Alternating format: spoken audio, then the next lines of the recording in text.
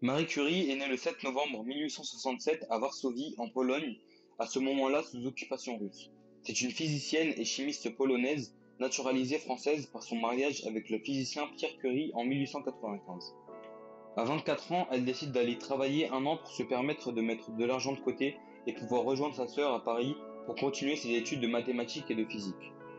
À 31 ans, elle découvre avec son mari un nouvel élément chimique qu'elle va nommer polonium en hommage à son pays d'enfance. Au début des années 1900, elle va mettre au point une nouvelle technique de traitement du cancer qui portera son nom. Cette technique consiste à irradier une tumeur avec une substance radioactive. Cette technique est d'ailleurs encore actuellement utilisée. À 36 ans, elle va être récompensée en obtenant un prix Nobel avec son mari et Henri Becquerel. Elle est notamment la première femme lauréate d'un prix Nobel. Elle recevra 8 ans plus tard un second prix Nobel. À 39 ans, elle perd son mari dans un accident de voiture. À 44 ans, elle devient la cible des paparazzis qui vont dévoiler sa relation avec un physicien, alors marié du nom de Paul Langevin.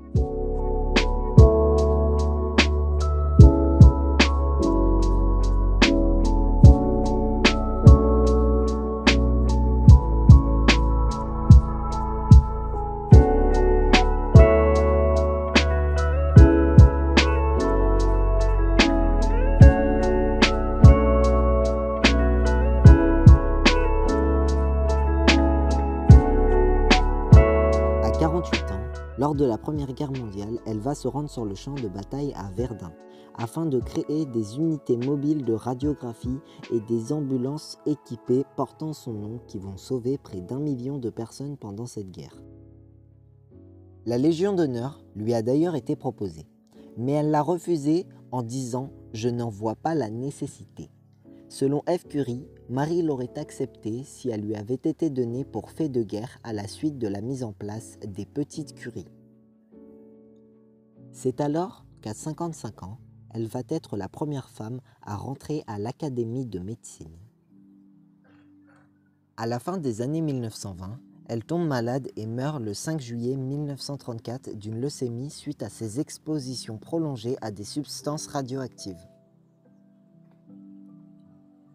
Après sa mort, Marie Curie a d'abord été inhumée à Sceaux dans le caveau de la famille Curie, mais ses restes ont été transférés avec ceux de son mari Pierre Curie dans le caveau 8 du Panthéon à Paris le 20 avril 1995 sur décision du président François Mitterrand et en présence du président polonais Lech Wałęsa.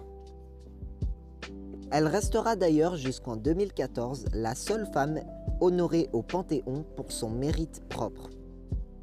Marie Curie a également inspiré des pièces de théâtre telles que Les Palmes de Monsieur Schott, qui est inspirée de sa vie et de ses travaux.